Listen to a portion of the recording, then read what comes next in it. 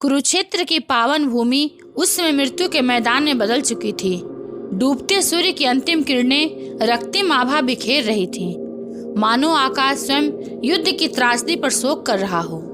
चारों ओर बिखरी पड़ी मृतदेहें, टूटे हुए रथ और बिखरे हुए शस्त्र उस महाविनाश की गवाही दे रहे थे। घायल योद्धाओं की कराहती हुई आवाजें और धीमी पड़ती रणभेरी की गूंज वातावरण को और भी भयावह बना रही थी।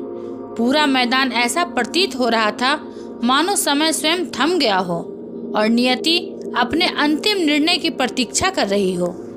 कौरव और पांडव दोनों ही थक चुके थे, लेकिन उस दिन का युद्ध इतिहास का सबसे निर्णायक युद्ध था, क्योंकि अर्जुन और कर्ण आमने सामने थे। अर्जुन, जिनके रथ के सारथी स्वयं श्री कृष्ण थे, धनुष गांडीव पर बाण चढ़ाए खड़े थे। दूसरी ओर कर्ण, सूर्यपुत्र दुर्योधन के मित्र, कवच कुंडल त्याग चुके वीर, अपने सारे अस्त्र शस्त्र कौशल के साथ डटे थे। यह युद्ध केवल दो योद्धाओं का नहीं, बल्कि धर्म और अधर्म की विचारधारा का टकराव था। कर्ण ने अपनी दिव्य शक्ति और अर्जुन के सामने अटल साहस का प्रदर्शन किया। उसके बाण आकाश में सूर्य की किरणों की तरह चमक उठते और क्षण भर में अर्जुन के रथ पर बरस पड़ते। अर्जुन भी पीछे हटने वाले नहीं थे। श्री कृष्ण की मार्गदर्शक मुस्कान और उनकी सारथी कला अर्जुन को हर वार से बचा रही थी। श्री कृष्ण समय समय पर अर्जुन को संकेत देते और अर्जुन अपनी गति से बाण छोड़ते। कभी कर्ण अर्जुन की धनुष की प्रत्यंचा तोड़ देता। यह दृश्य देखकर संपूर्ण युद्ध भूमि स्तब्ध हो गई थी।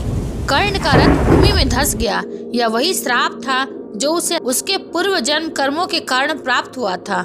युद्ध के सबसे कठिन समय में तुम्हारा रथ धंस जाएगा और तुम असहाय हो जाओगे। कर्ण ने भरसक प्रयास किया कि वह अपने रथ का पहिया खींचकर निकाल सके।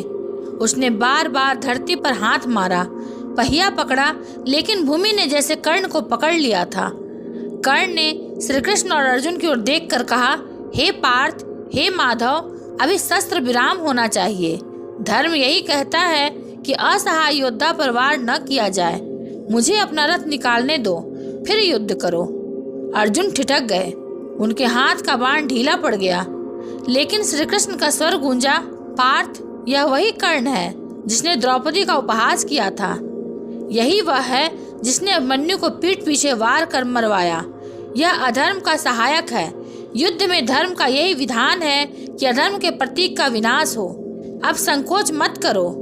अर्जुन ने श्री कृष्ण की आज्ञा का पालन किया और बाण चला दिया। बाण सीधा कर्ण के वक्षस्थल में आकर धंस गया। सूर्यपुत्र कर्ण, वह महायोद्धा, भूमि पर गिर पड़े। उनका शरीर धूल और रक्त से लथपथ था। उनके नेत्र आकाश की ओर उठे हुए थे, मानो अपने पिता सूर्य से अंतिम मिलन की प्रार्थना कर रहे हों। युद्ध भूमि एक क्षण के लिए शांत हो गई। पांडव और कौरव दोनों ही पक्ष इस दृश्य को देखकर निरुत्तर थे। कर्ण धीरे धीरे सांस ले रहे थे। उनके मन में अनेक विचार उमड़ रहे थे। क्या यह नियति थी? क्या मैंने दुर्योधन का साथ देकर सही किया? क्या मुझे अपने भाइयों के विरुद्ध खड़ा होना चाहिए था? उसका हृदय पश्चाताप और कर्तव्य के द्वंद्व में बंध गया। युद्ध भूमि में यह समाचार आग की तरह फैल गया कि सूर्यपुत्र कर्ण गिर चुके हैं। दुर्योधन, जो अपने सबसे प्रिय मित्र और सेनापति से अत्यधिक प्रेम करता था, व्याकुल होकर अपने रथ से कूद पड़ा और दौड़ता हुआ कर्ण के पास पहुंचा। उसने कांपते हुए हाथों से कर्ण का सिर अपनी गोद में रखा। आंसुओं से उसकी आंखें भीग चुकी थीं। मित्र कर्ण, यह कैसे हुआ? तुम जैसे महाबली जिनके सामने देवता भी कांपते हैं, आज भूमि पर गिर पड़े हो। मुझे छोड़कर मत जाओ। तुम्हारे बिना यह युद्ध, यह जीवन सब शून्य हो जाएगा। कर्ण ने कमजोर आवाज में कहा, मित्र दुर्योधन, मृत्यु मेरे समीप है। अब मैं तुम्हें वह सत्य बताना चाहता हूँ जो मैंने जीवन भर छुपाए रखा। दुर्योधन आश्चर्यचकित होकर उसकी ओर देखता है। यह सत्य इतना भारी है कि यदि मैंने पहले बताया होता तो शायद युद्ध का स्वरूप ही बदल जाता। लेकिन आज जब मृत्यु मेरे सामने खड़ी है, मैं यह बोझ और नहीं उठा सकता। दुर्योधन की आंखों में भय और जिज्ञासा दोनों तैरने लगे। मित्र, वह कौन सा सत्य है जो तुमने मुझसे छुपाया?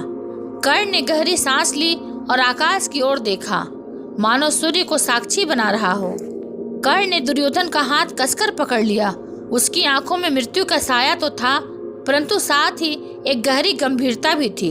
मित्र दुर्योधन, अब सुनो वह सत्य जो मैंने अपने हृदय की गहराइयों में दबाकर रखा। मैं कोई साधारण सारथी का पुत्र नहीं हूँ, मैं कुंती का पुत्र हूँ, पांडवों का ज्येष्ठ भाई। यह सुनते ही दुर्योधन का चेहरा पीला पड़ गया, मानो समय रुक गया हो। उसका हृदय धड़कना भूल गया। उसने कांपते स्वर में कहा, क्या कहा तुमने? पांडव, तुम्हारे भाई? यह कैसे संभव है? कर्ण ने आकाश की ओर देखा और शांत स्वर में कहा, हाँ दुर्योधन, यही सत्य है। जब मैं जन्मा था तब मेरी माता कुंती अविवाहित थी। उन्होंने मुझे गुप्त रूप से जन्म दिया और लोक लज्जा के भय से एक टोकरी में रखकर नदी में बहा दिया।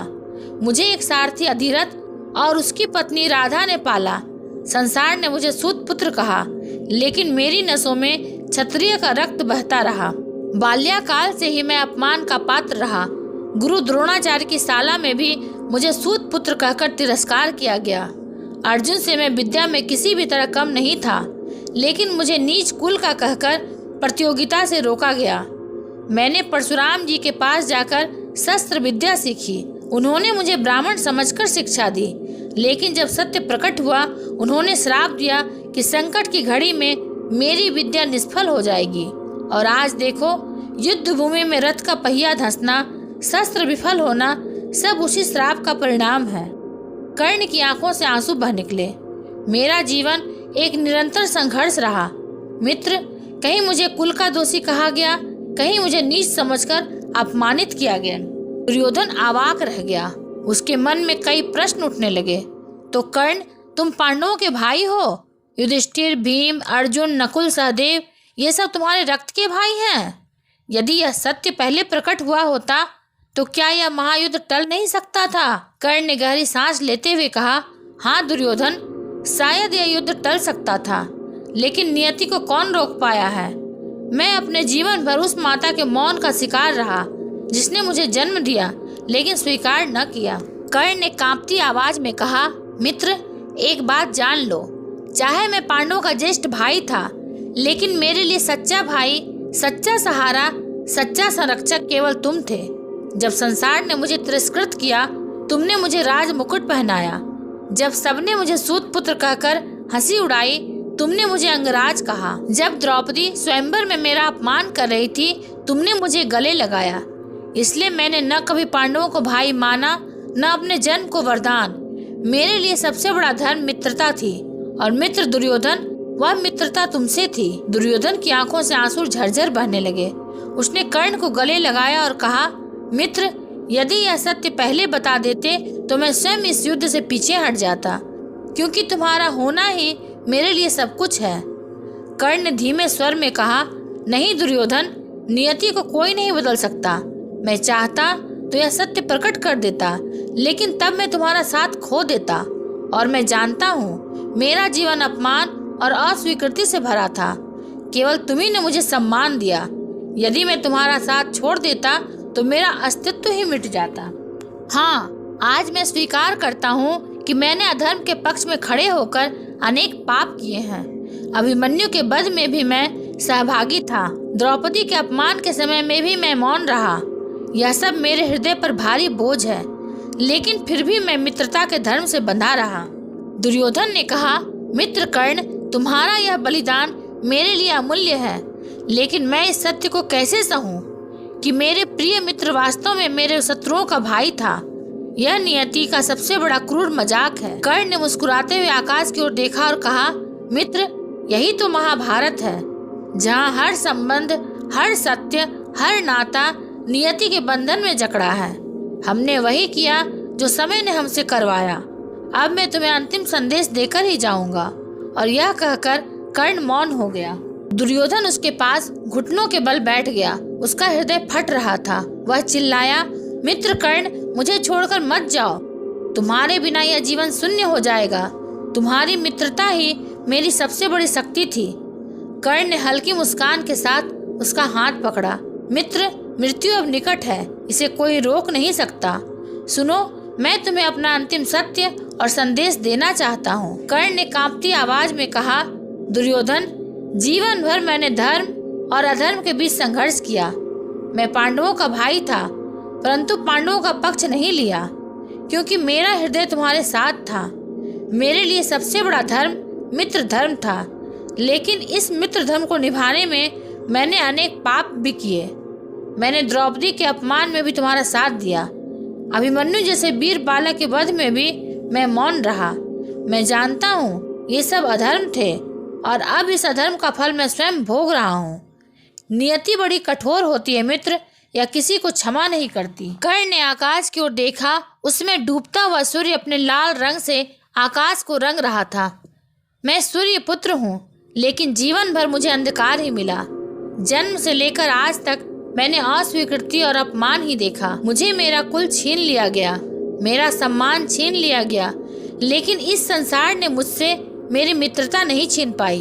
दुर्योधन, मैं अपने जीवन की सबसे बड़ी उपलब्धि मानता हूँ कि मैंने तुम्हारे साथ की रक्षा की, तुम्हें अंक का राजा बनते देखा, तुम्हारे साथ युद्ध किया, और आज अपने प्राण भी तुम्हारे लिए अर्पित कर रहा हूँ। दुर्योधन फूट फूट कर रोने लगा। मित्र कर्ण, तुम्हारे बिना मैं कैसे जीऊंगा? युद्ध का परिणाम चाहे जो भी हो, मैं अब कभी अकेला नहीं रहूंगा, क्योंकि तुम मेरे साथ नहीं होगे। यदि मैंने तुम्हारा सत्य पहले जान लिया होता तो शायद यह युद्ध ही न होता। कर्ण ने उसकी आंखों में देखते हुए कहा, नहीं दुर्योधन, यह युद्ध नियति का लिखा हुआ था।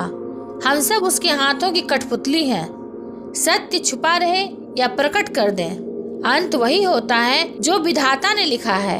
महाभारत का यह युद्ध होना ही था, और मेरा वध भी होना ही था। कर्ण ने धीमी आवाज में कहा, मित्र, एक बात याद रखना, मनुष्य का सबसे बड़ा शत्रु उसका अहंकार होता है।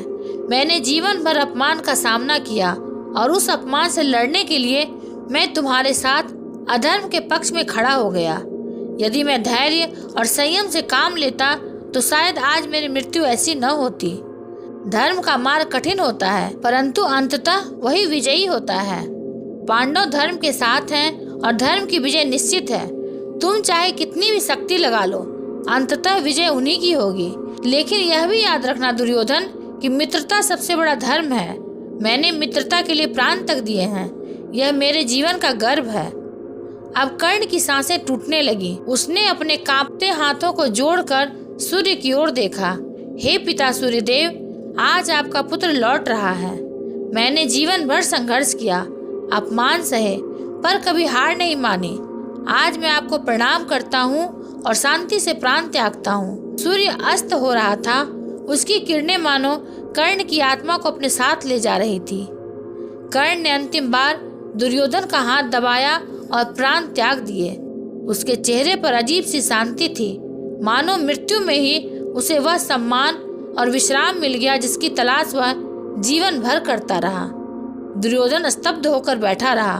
उसके आंसू रुकने का नाम नहीं ले रहे थे। उसने आकाश की ओर देखा और कहा, हे मित्र, आज मैंने सब कुछ खो दिया। तुम मेरे लिए मित्र ही नहीं, मेरी आत्मा के समान थे। तुम्हारे बिना यह संसार शून्य है। कर्ण की मृत्यु के साथ ही महाभारत के इस महानायक का अध्याय समाप्त हुआ, परंतु उसके शब्द, उसकी पीड़ा, उसकी मित्रता और उसका सत्य आज भी अमर है। अगर आपको यह वीडियो अच्छा लगा हो तो इसे लाइक, शेयर और सब्सक्राइब अवश्य करेंगे। ये महाभारत सिर्फ युद्ध की नहीं, जीवन के ज्ञान की कहानी है। मिलेंगे अगले प्रसंग के साथ, तब तक के लिए धन्यवाद।